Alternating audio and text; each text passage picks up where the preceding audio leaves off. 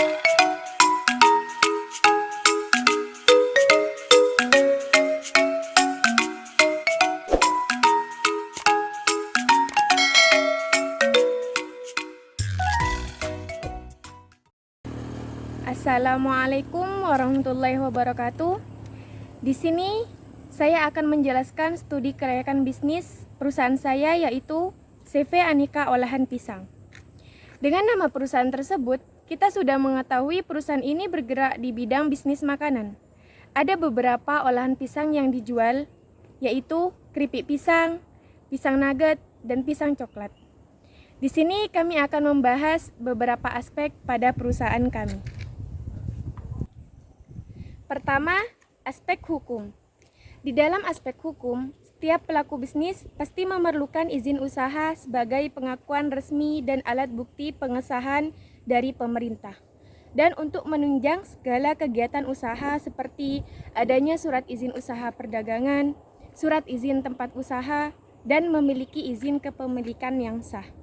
Selain itu, karena perusahaan ini bergerak di bidang makanan, maka ada beberapa yang harus dipenuhi oleh perusahaan, yaitu kelayakan makanan seperti mencatat produk pada Dinas Kesehatan setempat dan bersertifikat halal.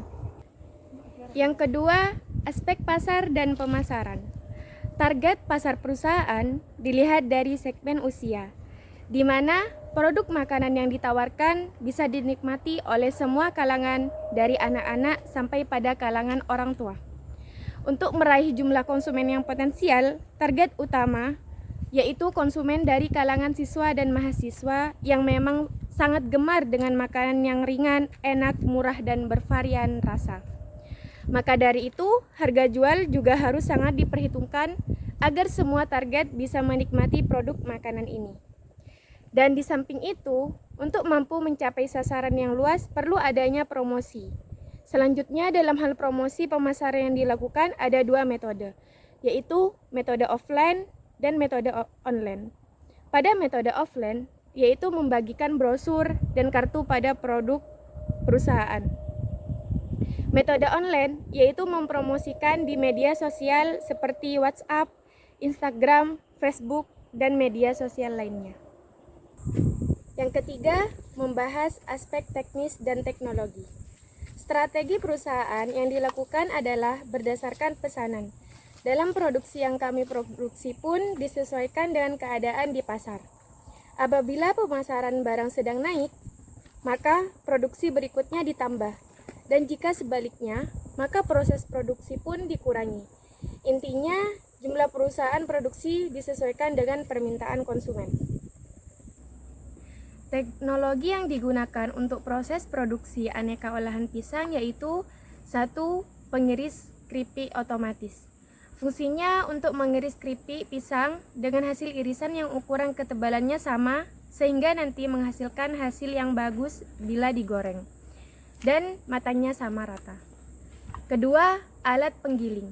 Fungsinya untuk menggiling adonan semua olahan pisang supaya hasil campuran bahan-bahannya merata serta menghemat waktu, serta prosesnya cepat.